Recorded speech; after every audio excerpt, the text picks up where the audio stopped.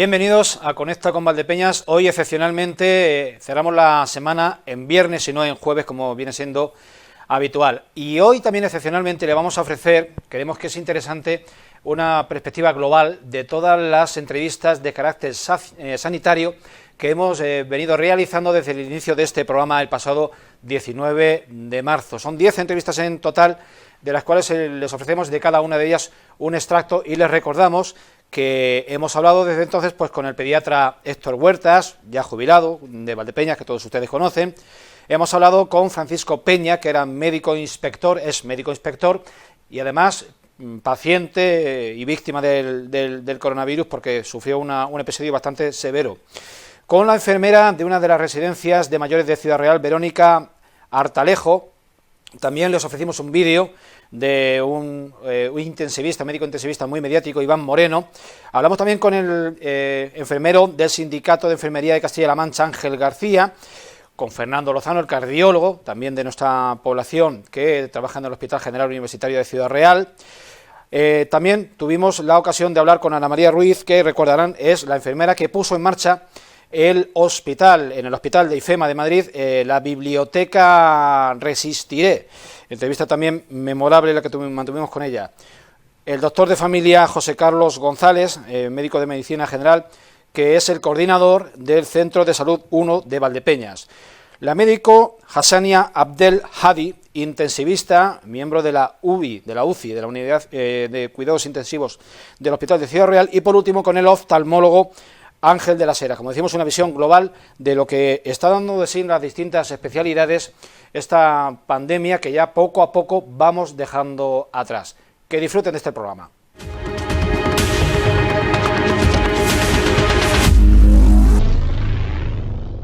El doctor Fernando Lozano Ruiz Poveda es jefe del área hemodinámica del Hospital General Universitario de Ciudad Real, cardiólogo, un médico muy apreciado en su pueblo, en Valdepeñas sobre todo.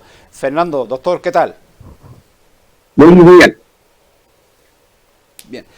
Muy bien. Sí, perfectamente, Fernando.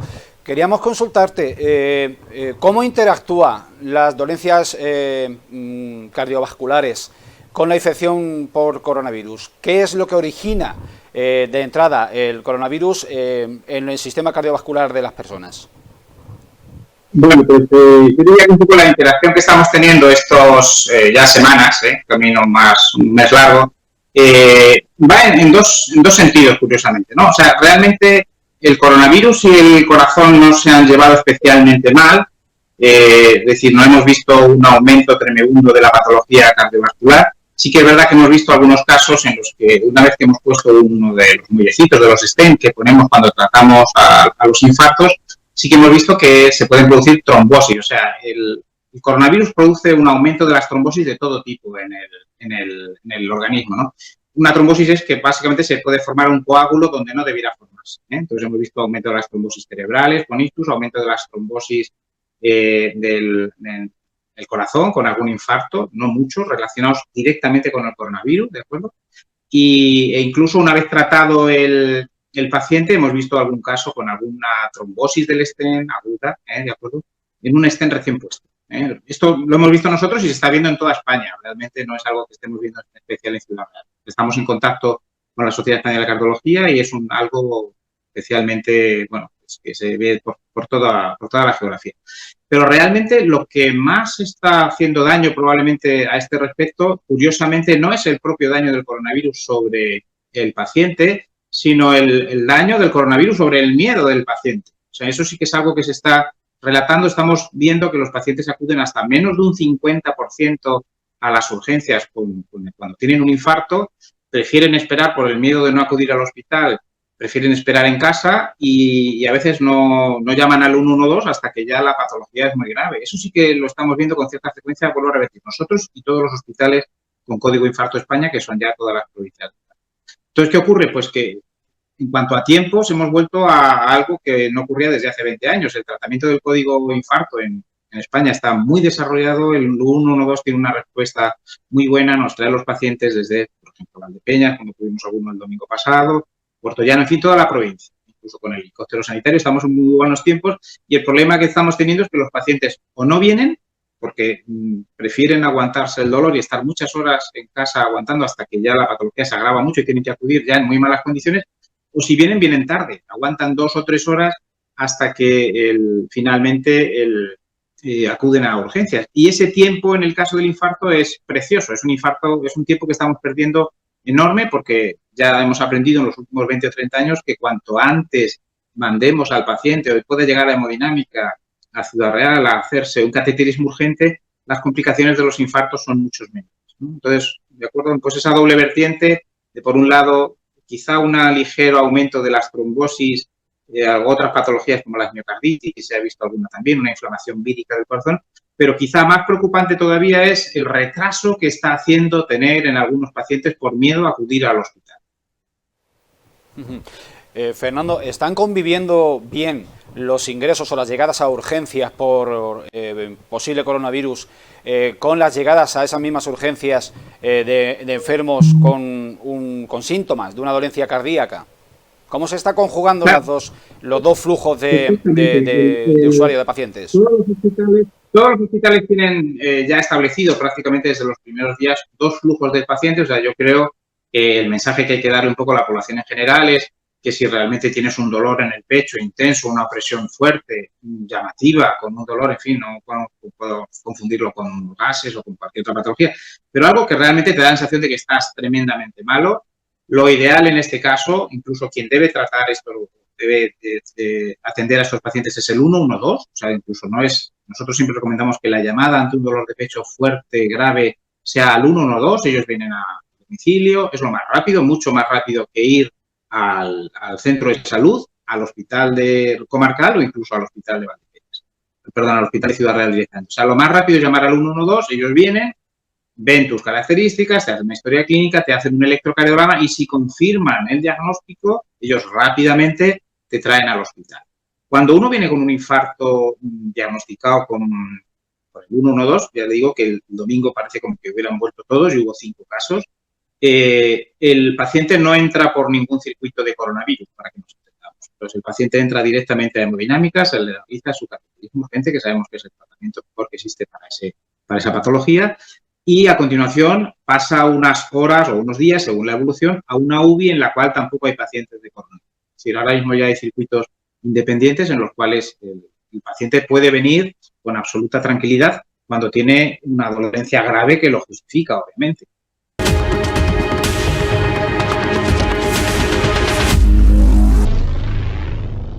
José Carlos González, ¿qué tal? Buenas tardes. ¿Qué pasa, Julián? Buenas tardes. Aquí estamos aguantando el chaparrón. Muchas gracias por acceder a ser entrevistado, a ser teleentrevistado. Como ya sabes, este programa se ha planteado de esta manera. Todas las entrevistas son remotas y no son ninguna presenciales. O sea, nadie se ha venido aquí al plató de Televaldepeñas, entre otras cosas porque debemos de guardar esa cautela que se nos ha impuesto. José Carlos, desde tu punto de vista como facultativo, ¿cómo dirías que se está gestionando desde los profesionales de la sanidad, de Valdepeñas en particular y de Castilla-La Mancha y España en general, esta crisis inédita, esta situación, no sé si extremadamente grave o extremadamente extrema? ¿Cómo consideras que están asimilando los profesionales esta situación? Vamos a ver, creo que ha desbordado a toda la población. Ha desbordado a políticos, ha desbordado a la población en general y obviamente hoy por hoy nos va desbordando a nosotros. Es una situación totalmente desconocida, inédita en nuestra vida, ¿no? Nunca hemos vivido esto y la verdad que nos vamos acomodando a la situación, ¿sabes? A medida que van pasando los días. El primer día fue una auténtica locura, pero bueno, con el paso de estos 3 o 4 días nos hemos ido, digamos que asentando ante la situación, ante las llamadas de teléfono, ante los protocolos cambiantes de un día para otro y podemos decir que más o menos estamos ya bien organizados en el centro, en el centro nuestro por lo menos, y creo que en el resto estará un poco más o menos. Nos hemos, ya te digo, nos hemos encontrado una situación muy complicada, hemos tenido que suspender toda la actividad que teníamos programada, hemos tenido que quitar consultas. Cuando digo quitar, no es quitarlas y ya está. Hemos tenido que estar llamando por teléfono a los pacientes para saber por qué querían ir al centro ese día, y hemos tenido que resolverles todo lo que hemos podido por teléfono. Lo que no hemos podido por teléfono, que era aplazable, lo hemos aplazado, y lo que no era aplazable, pues le hemos dicho que con toda cautela se acercaran al centro de salud y le hemos atendido al paciente. Y ya te digo, con el paso de los días, que nos hemos asentado un poquito, hemos llegado a tener una creo que bastante buena coordinación, y estamos funcionando ahora, creo que bastante, de manera más que aceptable. Qué duda cabe que sí que estáis ante un desafío organizativo sin precedentes. La información que nos llega a los medios de comunicación, y a este en particular, dan cuenta de que Valdepeñas no es uno de los puntos críticos de la epidemia en nuestra provincia, y que hay que poner el foco en otras poblaciones que no mencionaré como puntos más, si se me permite el adjetivo, calientes. Pero sí que hay una demanda, una inquietud común en las distintas poblaciones de nuestra provincia, de nuestra región, y es la falta de material de autoprotección de los facultativos y de los enfermeros. Es una queja, es una demanda, es una reivindicación de estos últimos días, tanto del sindicato médico como del sindicato de enfermería, y sobre todo la falta de los equipos para hacer test tanto a los pacientes como a los propios facultativos. ¿Qué me puedes decir? Sí, efectivamente, no hace falta recurrir a ninguno de los sindicatos. Has nombrado dos, digamos, sindicato médico, sindicato de enfermería, pero cualquier sindicato de nuestra rama, digamos que un poco la queja es la misma, ¿no? También es verdad que es una circunstancia que ha ocurrido y ha desbordado todas las previsiones de, digamos, logísticas, de gerencia por gerencia, regionales, nacionales e incluso internacionales, agravadas lógicamente por los problemas que hay en el tema de los cierres de frontera y de los digamos, los transportes. La industria no da abasto a producir mascarillas, a producir EPIs. Las EPIs son los equipos individual, ¿no? Entonces, es cierto que estamos en caso, y también, y es digno de mención porque creo que hay que decirlo, hay muchísimos colectivos de Valdepeñas que a lo largo del día en su trabajo tienen que utilizar este tipo de material, que nos los están llevando a los centros, nos lo están llevando al hospital, lo están llevando al punto de atención continuada de bataneros, y nos lo dejan allí de manera totalmente altruista, nos lo dejan para colaborar, para ayudarnos en otro trabajo. Es verdad que estamos escasos, es verdad que el suministro va llegando con dificultad, pero bueno, al final al paciente le tenemos que atender, ¿sabes? Muchas veces poniendo en riesgo nuestra propia salud. De hecho, ya hay algún compañero que está en aislamiento fundamentalmente por fiebre, o por haber tenido, sin tener sintomatología, haber tenido algún tipo de contacto con algún caso ya confirmado, ¿sabes?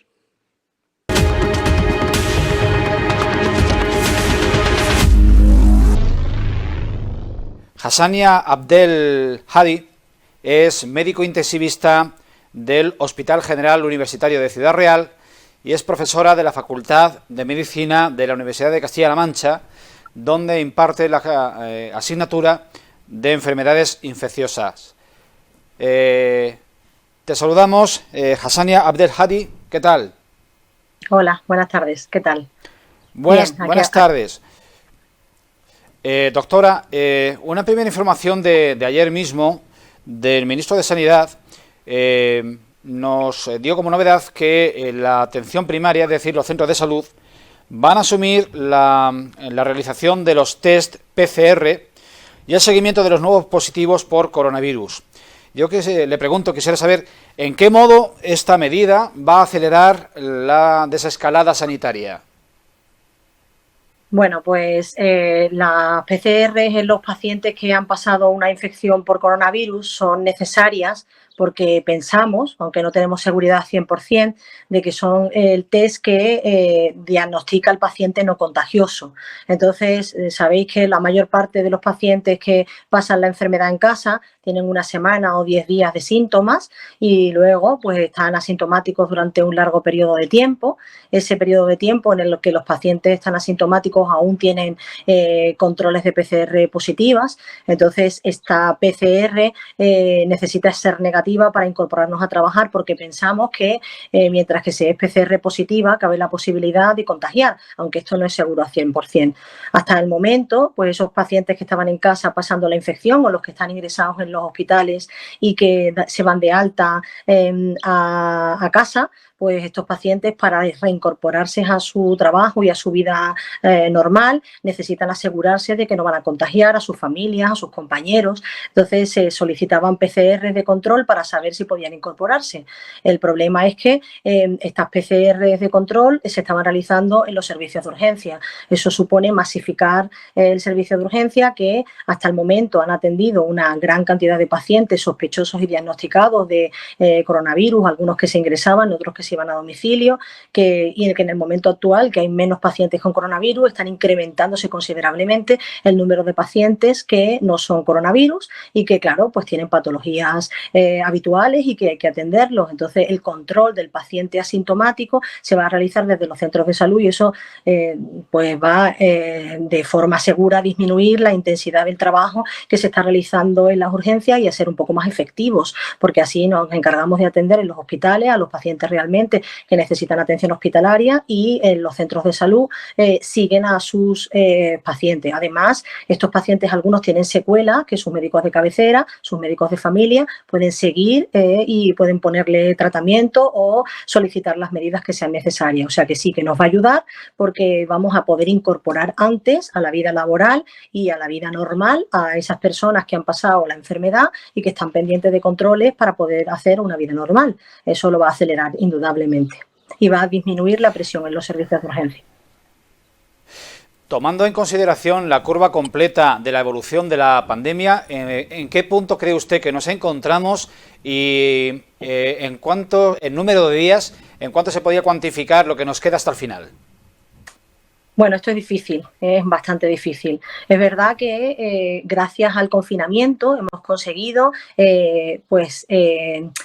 disminuir la elevación de la curva o empezar incluso la bajada de la curva. De hecho, en los hospitales, en las plantas, se han ingresado muchísimos pacientes, más de 450, en las unidades de críticos muchos más de 100 pacientes y actualmente las plantas está claro que han disminuido el número de pacientes ingresados, están por debajo de 200 y en la UCI también tenemos menos pacientes, aunque nosotros seguimos pues con un porcentaje muy importante de pacientes, mucho más de lo que somos habitualmente capaces de asumir. Nosotros tenemos 24 camas y aún tenemos 54 camas abiertas, con lo cual pues estamos mucho por encima de la situación. Entonces, realmente esto ha sido gracias a la disminución, el descenso del número de casos está relacionado directamente con el confinamiento. Al empezar a salir, pues tenemos miedo de que, bueno, que vuelva a repuntar el número de casos. Esto, bueno, pues es posible, claro que es posible. Entonces debemos de intentar mantener todas esas medidas higiénicas de seguridad, mantener la distancia, respetar los horarios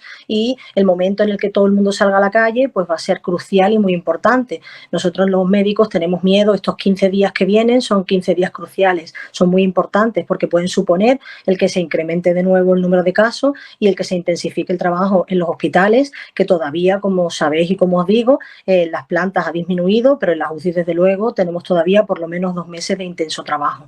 Así que, bueno, pues debemos de tener cuidado con la normalización de la situación y hacerlo de forma progresiva. ¿Cuánto tiempo? Pues la verdad es que yo no quiero estimar porque no lo sé, el virus no se está comportando de una manera completamente diferente a la que esperábamos. Dicen que el calor disminuye la tasa de virus y es verdad que en el sur han tenido menos tasas de infección, así que, bueno, pues quiero pensar que el calor que se aprueba va a disminuir la posibilidad de contagio, pero tampoco lo sabemos con seguridad 100%, porque tuvimos gripe en agosto. Así que, bueno, tenemos que esperar y no sabemos cuándo vamos a llegar a cero y si esto no va a repuntar. Los 15 días siguientes, como digo, al comienzo del desconfinamiento van a ser cruciales, está claro. Estamos en Castilla-La Mancha y en la provincia de Ciudad Real, es decir, en la cúspide del número de fallecidos por cada 100.000 habitantes, la región al frente del país y la provincia al frente de la región. Doctora, ¿qué es lo que nos ha pasado? ¿Hay más factores más allá de la proximidad con Madrid y de la población de avanzada edad que tenemos en la provincia de Ciudad Real y en Castilla-La Mancha para situarnos tan alto en la parte crítica de la pandemia dentro de nuestro país, dentro de España? Bueno, realmente esto es difícil de contestar. Está claro que nuestra situación geográfica nos ha jugado un papel muy importante. Madrid está cerca, tenemos medios de comunicación, medios de transporte para llegar pronto. Hay mucha gente que trabaja en Madrid, hay gente que viene de Madrid a trabajar aquí y cualquier familia puede irse a pasar un fin de semana a Madrid sin ningún problema y y es fácil que, bueno, que la situación geográfica nos ha influenciado mucho. En segundo lugar, los factores de riesgo, que a lo mejor debemos de analizar despacito. Se han infectado más y han ido peor pacientes con determinados factores de riesgo como son los hipertensos, los diabéticos y los obesos. Y luego, en tercer lugar, otro factor importante ha sido la edad, que es fácil que nuestra población, pues si es más envejecida, que no puedo dar estos datos porque no los sé, los desconozco, pues haya sido un factor importante. Está claro que por debajo de 20 años no ha habido casos prácticamente de pacientes fallecidos y, sin embargo, por encima de 80 años se incrementa exponencialmente la posibilidad de muerte, de forma que por encima de 80 años, como os digo, la tasa de mortalidad puede llegar hasta incluso al 20%. Entonces, bueno, pues podemos pensar que la edad es un factor. ¿Qué más? Pues sabemos ahora que el virus tiene diferentes serovariantes, diferentes serotipos y es posible que el que nos haya afectado a nosotros pueda ser algún serotipo más grave. Todavía esto lo desconocemos porque hasta ahora nos hemos dedicado a atender al paciente, a diagnosticar a los pacientes y es verdad que tenemos que hacer un estudio pues más detallado, más fino, para saber exactamente, bueno, el tipo del virus que nos ha afectado a nosotros en especial. Y otra cosa muy importante es que este es un virus nuevo, que hay cosas que desconocemos y que cuando esto frene, pues tenemos que sentarnos a analizar despacio y saber qué es lo que realmente ha pasado.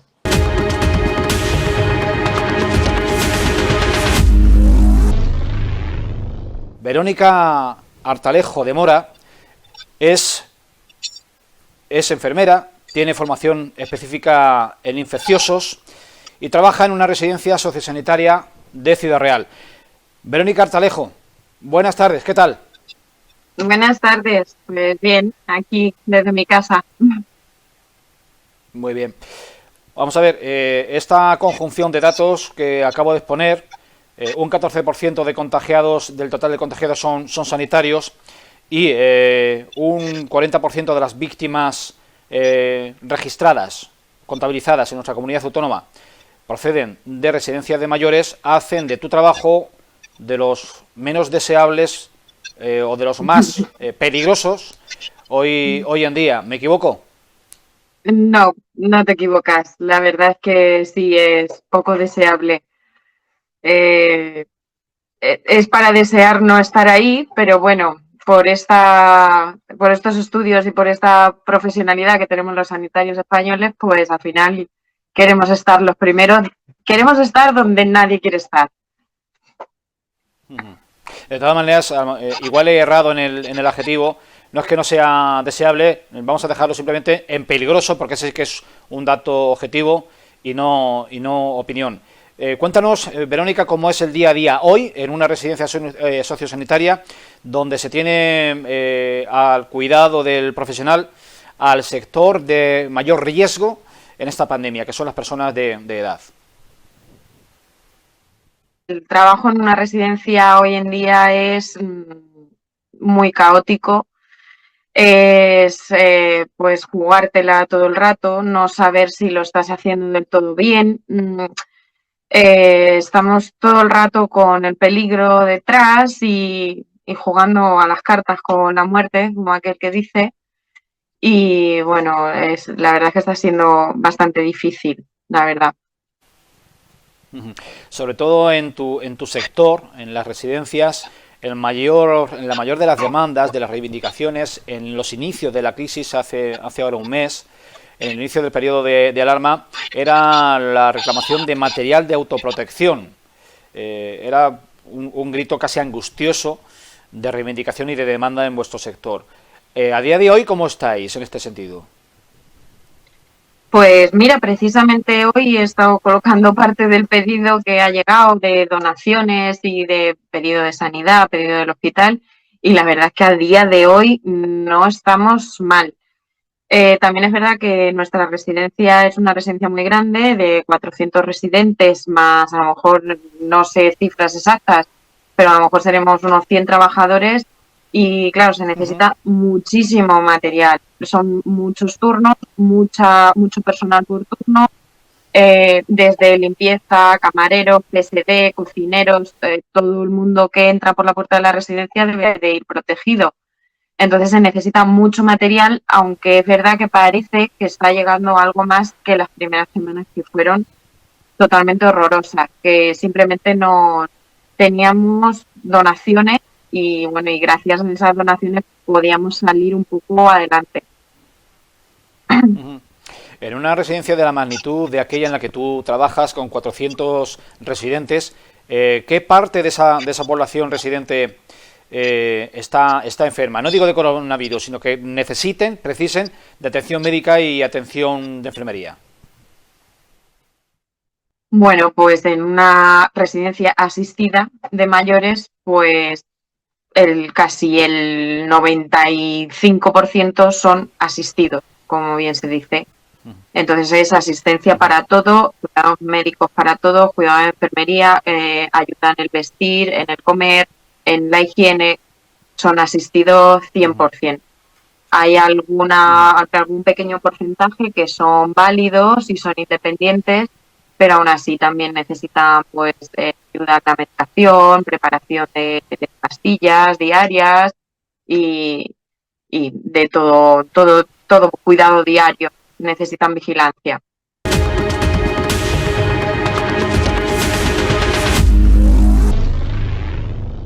Otro pequeño milagro que fue la creación de la biblioteca Resistiré, por iniciativa de una enfermera del Servicio de Urgencias Médicas de Madrid, el SUMA 112. Ella se llama Ana María Ruiz López, es valdepeñera, puso en marcha este proyecto, le llamó con el himno ya por aclamación aceptado de Biblioteca Resistiré, de lo que fue un mero carrito lleno de libros hechos con aportaciones particulares.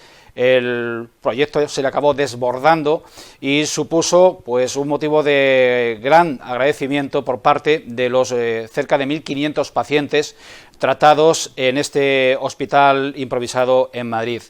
Ana María Ruiz López, buenas tardes, ¿qué tal? Hola, buenas tardes. De entrada, nuestra admiración y nuestra enhorabuena por tu poder de convocatoria, por tu éxito y por tu tesón, porque nos da la sensación de que un proyecto de esa magnitud que se inicia desde la nada, necesita de muchísima fuerza de voluntad, de mucho empuje y de mucho ímpetu. Cuéntanos un poco tu odisea y cuál ha sido, bueno, qué impresiones has sacado ya un poco a toro pasado de esta experiencia que tú misma has emprendido. Bueno, muchas gracias por estas palabras. Querría decir lo primero que esto no ha sido solo una cosa mía. Empezó la idea un 30 de marzo, la semana anterior se me ocurrió pronto, nada más entrar a trabajar, que llevar libros a los pacientes podrían ser una gran compañía. Entonces, yo la emprendí, pero me acompañaron. Después se ha unido a este proyecto mucha gente, ya no solo compañeros que han traído libros, que han participado del cuidado de los carros, que han participado de la entrega a los libros a los pacientes, sino también de los donantes, de la gente, tantísima gente como ha enviado libros, y aparte de libros también revistas, crucigramas y entretenimiento para ponerlos a disposición satisfacción de los pacientes. Entonces, la verdad que hoy pongo yo mi imagen y la idea partió del día 30, pero luego ha sido mucha gente la que nos hemos subido al carro de los libros. Somos muchos los que hemos participado de esto. Tu idea, tu iniciativa o vuestro proyecto ha sido motivo de interés por parte de los grandes medios de comunicación de todo el país y os ha distinguido la Asociación de Editores de Madrid, que ahí es nada. ¿En qué se va a materializar ese reconocimiento de la Asociación de Editores de Madrid? Pues se pusieron en contacto con nosotros para representar la biblioteca. El premio en realidad es para la biblioteca. Es un premio honorífico, no es económico, pero es muy importante porque lo han recibido gente muy destacada en el mundo de las letras, ¿no? Es la Asociación de Editores y nos dan el premio Antonio de Sancha 2020. Nosotros vamos a ir a representarlo, pero el premio es para la Biblioteca Resistiré. El nombre sí que puntualizo que vino un poco más adelante. En un principio yo puse el carro lleno de los primeros libros y un cartel que ponía biblioteca. Y luego ya pues un equipo de SAMUR Protección Civil decidió que el nombre era muy bonito, ponerle el nombre Resistiré. Luego otro compañero hizo un logo también de la biblioteca, Luis Urrea, hizo un logo que es como en forma de corazón. Ha sido más adelante, ha sido un rodaje desde un primer momento, una primera idea, pues que ha sido una situación, la verdad que muy gratificante, donde hemos participado muchos y hasta ahora seguimos con ello, los pacientes siguen disfrutando de la lectura. Ana, me imagino que no tiene que ser nada fácil gestionar, compatibilizar tu trabajo como enfermera en una situación tan extraordinaria con la gestión de la propia biblioteca. ¿Cómo lo has podido llevar? Pues bueno, quitándomelo de mi descanso y también añadiendo un poco de tiempo a mi labor. Nosotros, el profesional del SUMA 112, entramos a las 8 y cuarto de la tarde, entonces siempre íbamos antes, siempre iba un poquito antes, o por la noche te lo quitas de tu descanso, a la mañana siguiente te quedas más tiempo, pero durante el día había en la biblioteca un escritor llamado José Luis Molinero que se encargaba de los carros y de recepcionar la prensa y también una compañera de SAMUR, Protección Civil, es decir, todos hemos aportado nuestro granito de arena para el mantenimiento de la biblioteca. Pero bueno, la verdad que cuando las cosas se hacen con gusto, pues salen bien, ¿no? Y los pacientes están muy contentos, muy agradecidos. Allí no hay medios de audiovisuales y tampoco hay entretenimiento. Ellos no pueden estar en contacto con familiares y amigos, con lo cual el tener la ventana abierta al exterior o a otros mundos de la mano de un libro, pues la verdad que les ha venido muy bien y están muy, muy agradecidos.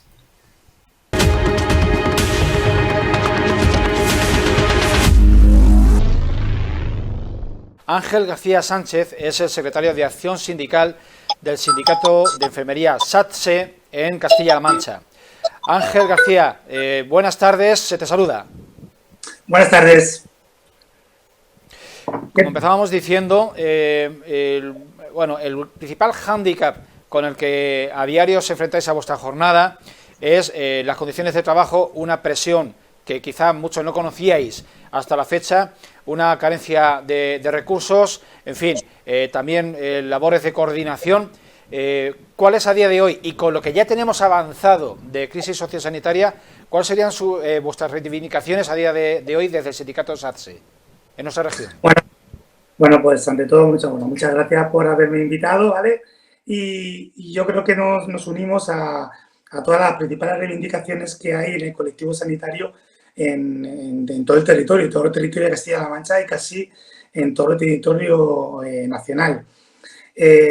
La presión asistencial que tenemos es brutal, el tratamiento, los cuidados que necesitan nuestros pacientes se han multiplicado, ¿vale? Por atender por atender por esta pandemia. Y una de las principales reivindicaciones que hemos tenido desde el inicio de la pandemia es contar tanto con los medios humanos como de recursos materiales necesarios para poder realizar nuestro trabajo con la máxima seguridad posible. No solamente para evitar contagiarnos a nosotros. Hace un par de días salió la cifra, me temo que ahora será mayor, que hay en torno a 30.000 profesionales sanitarios en todo el territorio español que han estado contagiados con el COVID positivo. No solamente es para no contagiarnos en nosotros, sino también para no convertirnos en vectores, es decir, para no contagiar a otros pacientes que van a estar en nuestras manos y podemos ser vectores y contagiarlos, ni a la familia, ni nada de parecido, ¿vale? Por tanto, es fundamental exigir que tengamos los medios necesarios para poder realizar nuestro trabajo con la mayor seguridad posible. Ángel, Castilla-La Mancha es la segunda comunidad autónoma española con mayor número de contagiados y con mayor número de fallecidos por número de habitantes, por población global, o sea, en términos relativos. Desde las autoridades se apuntan dos causas principales. En primer lugar, la cercanía a Madrid y, en segundo lugar, una población más envejecida como media que el resto. ¿Habría más causas que plantear como razón de este segundo lugar del ranking, de este triste ranking nacional? Es cierto que por desgracia estamos en el segundo lugar y seguramente habrá muchos factores que yo creo que a día de hoy va a ser muy difícil de identificar, ¿vale? Está claro que la cercanía a Madrid, la población envejecida que tenemos, que hace que por desgracia haya tantos fallecidos en nuestra comunidad autónoma, influyen de forma muy importante. Nosotros sí que entendemos que es necesaria y es casi obligatorio, tenía que haber sido ya, pero no podemos dejar de pedirlo, que se hagan test de diagnóstico a la población, sobre todo a los profesionales sanitarios, ¿vale? Si no somos capaces de controlar y de ver exactamente quién está contagiado, quién no lo está, quién puede ser seguro y quién no puede ser, a la hora de intentar atajar esta pandemia va a ser mucho más difícil. Sabemos que este virus presenta una serie de sintomatología, pero también sabemos que muchos pacientes o ciudadanos tienen el COVID positivo y no presentan ningún tipo de síntomas. Nosotros, estando en la primera línea de batalla y siendo el personal que recibimos en primera instancia a alguien que está enfermo, no solamente por COVID positivo, sino también por cualquier otro tipo de enfermedad, pero que resulta que también que pueda tener concomitante a este virus, creemos necesario, primero, saber todos los profesionales que estamos, quién tiene positivo y quién no tiene positivo. Porque el que tiene positivo tenemos que emplear medidas de contención y medidas de aislamiento para evitar lo que hemos comentado antes, que se convierta en un vector. Por tanto, intentar coordinar ahora mismo para hacer el mayor número de test, empezando por la población, por profesionales sanitarios y terminando por el mayor número de población diana, creo que es fundamental para saber cómo se ha evolucionado esta enfermedad, cómo se ha tratado, cómo ha llegado y también muy importante, ¿qué podemos hacer para no reactivarla, para que intentar eliminarla cuanto antes posible?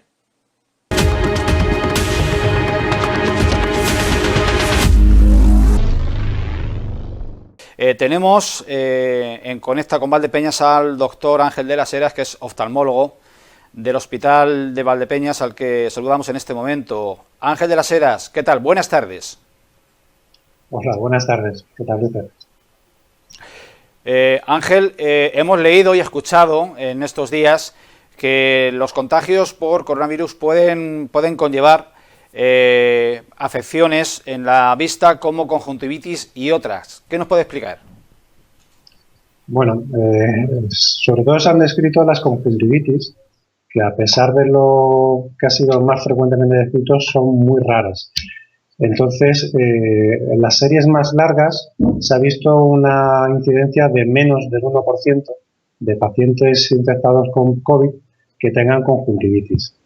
Se ha puesto mucho hincapié en ello porque en esos pacientes que tienen conjuntivitis se ha aislado el virus de muestras de la conjuntiva, de las secreciones oculares, pero solamente se ha aislado en esos pacientes que tienen conjuntivitis, no en pacientes infectados con el coronavirus, pero que no la tienen. Con lo cual, bueno, aunque es un posible medio de transmisión, ya digo que la incidencia es muy escasa, afortunadamente.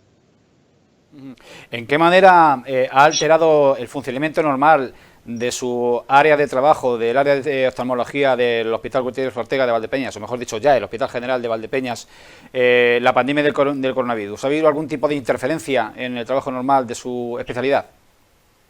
Sí, lógicamente, como con el resto de especialidades, la interferencia ha sido completa, porque bueno, hemos tenido que suspender prácticamente casi todas las consultas, todos los quirófanos, desde que empezó el estado de alarma no hemos tenido solamente urgencias, y en los pacientes pues hemos intentado atender a aquellos que tienen patologías con más riesgo de una pérdida importante y rápida de visión, fundamentalmente pacientes con degeneración macular, con problemas de la retina que necesitan una vigilancia muy estrecha. A todos esos pacientes, valorando el riesgo-beneficio de, sobre todo en las primeras semanas de epidemia, de venir al hospital, pues a muchos de ellos se les ha ofrecido y hemos seguido haciendo los tratamientos intravitreos que necesitaban.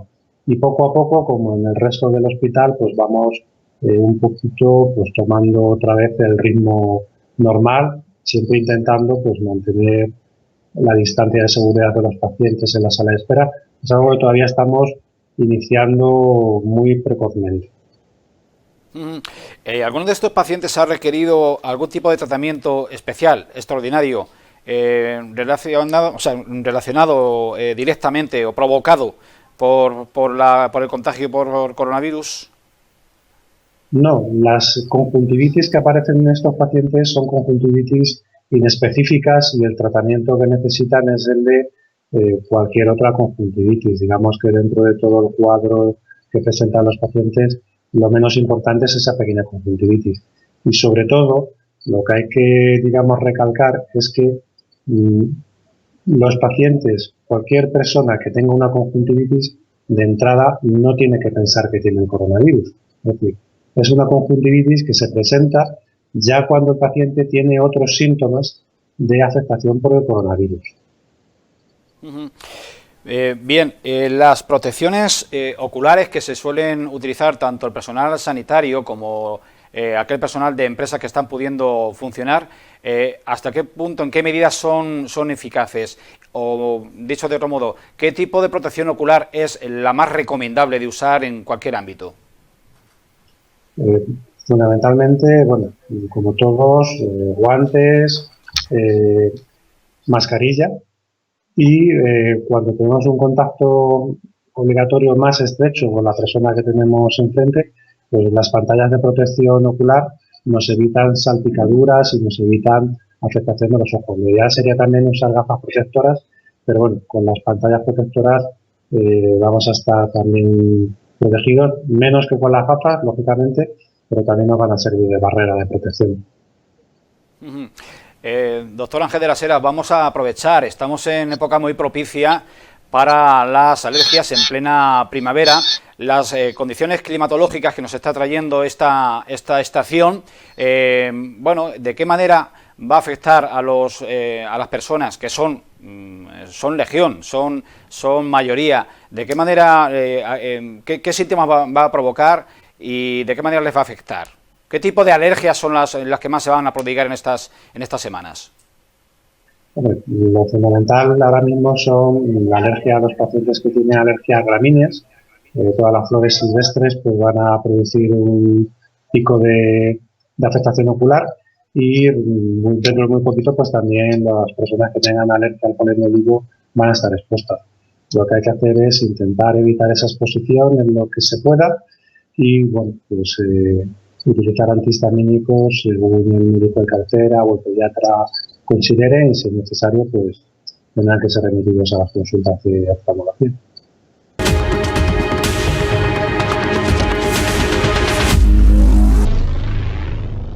Francisco Peña, valdepeñero, es médico inspector y ha pasado actualmente en periodo de cuarentena, pasando la enfermedad, que supongo que ya la habrá remontado o esté convaleciente, pero está en cualquier caso en periodo de cuarentena.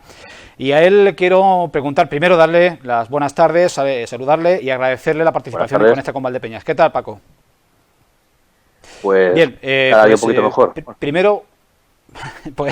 Primero, te acabaremos preguntando por tu experiencia personal, de tu relación con el coronavirus, pero de entrada que nos detalles un poco, para que lo entendamos todo el mundo, en qué consiste este ensayo clínico, qué personas pueden prestarse a él, voluntarias, porque entiendo que no todo el mundo puede, depende también de la edad, depende también del peso, etcétera. ¿En qué consiste y qué queremos exactamente conseguir con él? Bueno, vamos a ver. En principio, la idea de este ensayo clínico parte de que se supone que si se consigue darle a una persona anticuerpos, inmunoglobulinas específicos contra una enfermedad, pues se puede conseguir parar esa enfermedad. Hace una semana ya se publicaron algunos casos clínicos en China acerca de esto, con plasma fresco que se había dado a una serie de pacientes, una serie muy pequeña de casos, pero el estudio fue muy insuficiente. Entonces, bueno, pues una iniciativa que partió del Hospital de Puerta de Hierro y que está gestionando el Instituto Carlos III, se ha pensado en España intentar hacerlo de una forma más metódica, bien preparada, con un buen periodo de observación. Entonces, se está intentando reclutar personas que hayan pasado la enfermedad, que no tengan una patología de base importante, que sea gente a priori sana, que se haya recuperado después del periodo de cuarentena clínico que se deja después 14 días al alta, que, bueno, los criterios para poder ser incluido dentro del estudio no son muy diferentes a los de una donación de sangre. Eso tiene gente de más de 50 kilos de peso, hasta entre los 18 y creo que 60 años, 65 quizás, estoy un poco dudoso en eso. Y que eso, en principio, pues que no hayan recibido nunca una transfusión previa de sangre y que no tengan ninguna enfermedad especialmente debilitante. Pero bueno, son criterios similares a los de una persona que quiera ser donante de sangre. Y luego, en principio, se va a intentar hacer que esto sea un tratamiento que no va a sustituir a lo que se está dando actualmente, sino que se va a dar como complemento para poder comparar qué personas a las que se le da la inmunoglobulina van a tener una respuesta mejor o peor frente a las personas que tienen el tratamiento, digamos, estándar, lo que se está tratando de ahora mismo, la hidrocloroquina que la gente ha escuchado, antirretrovirales que se están experimentando, y en principio ese es el fundamento del estudio. Es algo parecido, por ejemplo, a lo que pasa cuando una persona se pincha con un clavo, que puede estar infectado del tétanos y se le da la inmunoglobulina del tétanos. En este caso es muy difícil conseguirla en laboratorio porque no ha habido tiempo. De ahí que se intente sacar del plasma de personas que acaban de pasar la enfermedad. Es la mejor forma, la única forma de conseguirlo. Por si puede estar generándose algún tipo de confusión entre quienes nos escuchen, ¿esto no sustituye a una eventual y deseada vacuna? No. Esto podría englobarse dentro de lo que se llama a veces vacunas terapéuticas. Una vacuna es algún tipo de sustancia que genera una respuesta inmunológica. Pero bueno, fundamentalmente esto está pensado para que se le aporte a una persona que no tiene esas defensas, la defensa desde fuera. Ojalá esto también dé lugar después a algún tipo de activación inmunológica que permita a los enfermos que reciban el plasma ser ellos mismos los que producen ya estas inmunoglobulinas. Pero a priori es una técnica que sería un complemento pasivo.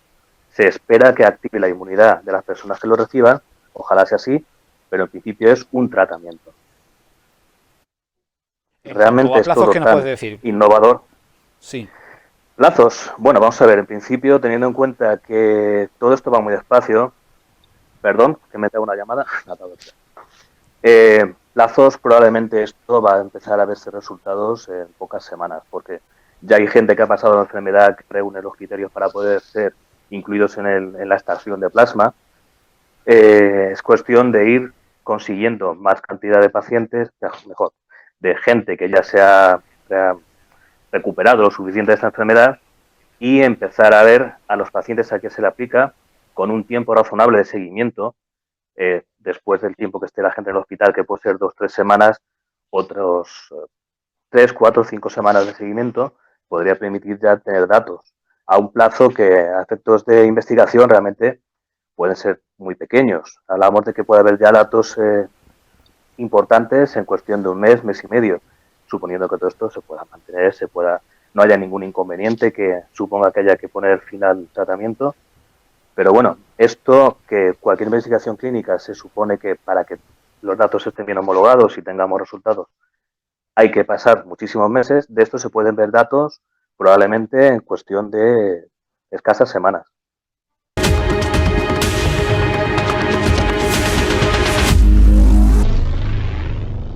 el doctor Héctor Huertas, médico pediatra, ha desarrollado toda su vida profesional o gran parte de ella en el Hospital de Valdepeñas, el cual en sus inicios llegó a dirigir. Héctor Huertas, muy buenos días. ¿Qué tal? ¿Cómo estás? Buenos días, Julián. Muy bien, ¿y tú? Perfectamente hablando contigo y además veo que tienes buen aspecto, lo cual celebro. Sí. Doctor, vamos a ver, ¿has conocido en toda tu vida profesional alguna situación de excepcionalidad y de carácter extraordinario tan extremo como esta actual? Yo nunca, jamás, en este hospital, nunca. Y en los demás que he estado tampoco. Esta situación es la primera vez que la vivo en mi vida. Antes de mantenerla, ¿recordabas la crisis o la epidemia de gripe de hace ahora un siglo? Tuvo una afectación de cientos de miles de muertes en nuestro país. ¿Cabe esperar hoy un impacto tan brutal como aquel? Cabe esperar hoy día y en cualquier momento. La biología es una interacción entre seres vivos. Y aunque verdaderamente los virus no son seres, digamos, autónomos vivos, que dependen de las células de los organismos más desarrollados, es una relación de biología que no va a dejar de existir.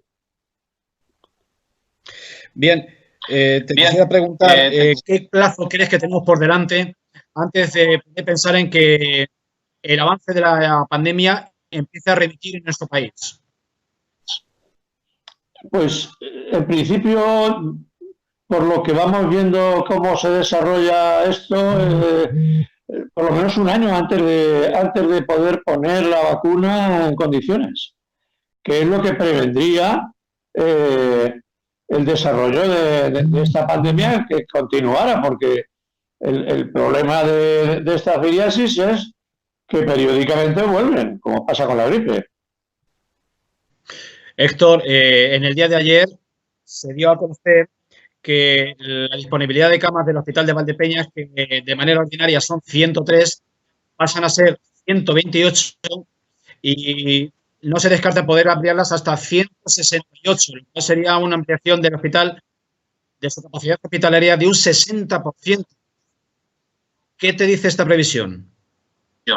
Sí, ciertamente. Yo creo que la previsión es correcta, porque este hospital, cuando se construyó, cuando se inauguró en el año 73, eran 102 camas. Después ha habido una ampliación hasta las que usted dice, o hasta las que tú dices, perdona. Pero no se utilizaban todas las camas pues por motivos de rentabilidad, ¿no? Porque además tampoco hemos estado sin camas en muchas ocasiones. No. Este hospital no ha sido precisamente un hospital en el que hayan faltado camas. Y bueno, ahora que pongan en marcha todas esas camas que se hicieron con la ampliación que hizo Rosa García Rodríguez cuando era directora, pues está muy bien. Verdaderamente nos hemos encontrado ahí con un ahorro estupendo. Hay una cuestión que nos llama la atención a la mayoría de las personas que no tenemos conocimientos sanitarios. ¿Por qué, Héctor, un mismo virus es capaz de contagiar a una persona y no causarle ni siquiera síntomas, y a otra persona la puede matar? Hemos tenido, y conocemos en nuestra provincia, de personas con 28 años, un médico en Alcázar de San Juan que ha fallecido con 28 años. Bueno, todos tenemos casos cerca de gente de mayor edad o más joven, sin un solo síntoma y con la declaración de que tienen el virus dentro. ¿Cómo puede ser esto? Bueno, eso depende de la integridad de la respuesta inmunitaria que tiene cada uno, que efectivamente es muy personal. Aunque los individuos están agrupados en una clasificación, pero realmente cada uno tiene una reacción contra el mismo virus, contra el mismo agente. Y luego hay otra cuestión, que es la capacidad de variar el virus, lo que llamamos de mutar, de tal manera que pues cuando han pasado un trimestre o un semestre, el virus con el que nos estamos enfrentando ha cambiado. Y hasta el punto que, vamos, poniendo siempre el ejemplo de la gripe, que es el mejor conocido, verdaderamente, verdaderamente todos los años hay que hacer una vacuna a la medida.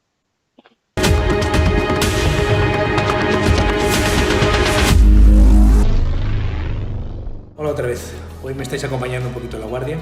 Hay un par de reflexiones en este huequito que tengo ahora para merendar. Hay un par de reflexiones que me gustaría compartir con vosotros, contaros un poco cómo son los pacientes que tengo ingresados, para que os hagáis una idea de por dónde van los tiros y de cómo va la clínica y cómo ha ido evolucionando el conocimiento de estos últimos días con respecto al tratamiento. Os voy a decir un par de reflexiones primero de por dónde van los tiros y para que entendáis cómo ha cambiado el manejo, por dónde estamos entendiendo ahora esta enfermedad. Y luego os haré esa foto de algunos pacientes que tenemos ingresados para que os pongáis en situación de lo que está ocurriendo realmente, ya no tanto en los medios de comunicación, sino lo que está ocurriendo realmente aquí, en mi hospital, en la sala de hospitalización que tenemos. En estas últimas semanas hemos aprendido mucho acerca de este virus. Hay que contarlo en semanas porque lleva 3 meses con nosotros de una forma patente y un mes en España en la que nos hemos puesto las pilas. Sabemos que un 30% de los pacientes no tienen síntomas, sabemos que un 55% tiene síntomas moderados, sabemos que el paciente que por sus defensas o por su situación coge uno de estos trayectorias, habitualmente el que tiene una presentación leve va teniendo una presentación leve en todas las fases de la enfermedad, y el que cuando llega al día 6, 7, 8, 9 va teniendo síntomas importantes es uno de los pacientes que probablemente requiera hospitalización y estancia en UCI. Es muy raro que un paciente que no tiene síntomas un día acabe en la UCI, aunque pudiera ocurrir, hay algunos casos que se han dado. Otra de las cosas que hemos aprendido de este virus es que es contagioso durante mucho tiempo. Incluso los casos leves son contagiosos antes incluso de que haya síntomas. En los casos moderados más. Y cuanto más grave es el caso, más tiempo estamos contagiando, como por ejemplo los casos que han estado en la hospitalización, que son contagiantes casi más de un mes. Luego también hemos aprendido que la tasa de mortalidad es mayor cuando los pacientes se presentan de formas graves y que el paciente que requiere UCI puede tener una mortalidad de hasta un 50%. O sea que es una enfermedad que cuando se presenta de forma seria es una enfermedad grave. Hemos aprendido también que hay diferentes mecanismos puestos en marcha cuando empieza la enfermedad y que al principio tenemos una fase en la que lo que hay es un crecimiento del virus en este estadio 1, la infección precoz, el virus va creciendo, va aumentando la carga viral, nuestras defensas todavía no han montado una respuesta. Luego vemos una fase 2 en la que la respuesta inflamatoria está limitada o principalmente está montada en el pulmón, que es donde se presenta la primera línea de batalla, y en algunos casos, en los casos que van peor, vemos que hay un estadio 3 en el que las defensas se desregulan, hay una respuesta de las defensas excesiva. Quizás estos últimos días hayáis oído hablar de que incluso dábamos fármacos para bajar las defensas. Fundamentalmente, los fármacos para bajar las defensas se dan en esta fase cuando detectamos, bien por la analítica o bien por la clínica, que el paciente tiene un exceso de inflamación. Esto al principio no lo sabíamos y si recordáis al principio decíamos cuidado con los que tienen las defensas bajas. Pues a lo mejor tener las defensas bajas facilita coger el virus, pero dificulta esta respuesta hiperinmune. Más que bajas o altas es un paciente que tenga unas defensas bien reguladas, bien orquestadas, que hagan el esfuerzo que tienen que hacer para plantar cara en el pulmón y después no pasemos a esta fase superinflamatoria, ¿no? Hemos ido aprendiendo qué criterios tenemos que seguir los médicos, cómo medir el oxígeno en sangre para saber en qué fase estamos, cómo medir las analíticas, qué es lo que tenemos que mirar en cada uno de los datos. Hemos aprendido mucho de este manejo. Y no solamente es así, sino que el manejo técnico en las últimas semanas ha cambiado grandemente. Estamos usando ahora tratamientos que hace 3 semanas no estábamos usando. Desde luego, todos habéis oído hablar del Lorquine y de la citromicina, que justamente estos últimos días estamos viendo algunos estudios donde se pone en duda su eficacia, pues probablemente no sean unos fármacos maravillosos y cuando se acaben de posicionar, pues ayudarán algo, sin ser fantásticos, pero tampoco los podemos descartar. Ahora mismo tenemos que utilizar cualquier fármaco con poca toxicidad que pueda ser efectivo, pero iremos viendo en los siguientes días con los siguientes estudios dónde se posicionan o qué otros nuevos fármacos pueden ayudar. Igualmente, cuando el paciente está presentando esos cuadros inflamatorios tan potentes, hemos visto que fármacos que bajan las defensas, como el tocilizumab o el baricitinib, atacan justamente a esas moléculas como la interleuquina 6 que hacen que la respuesta inflamatoria sea tan exagerada. Estamos usando dosis altas de corticoides y a lo mejor a alguno le puede sorprender. Si al principio decíamos que la gente que tenía corticoides tenía más riesgo, pues para que veáis cómo está cambiando todo esto. Unas semanas más y el tratamiento probablemente sea todavía más diferente. es importante cogerlo cuanto más tarde mejor, porque nos va a dar tiempo a conocer más la enfermedad y a tratarla mejor. Cuidaros mucho. Un abrazo. Sigo de guardia. Hasta luego.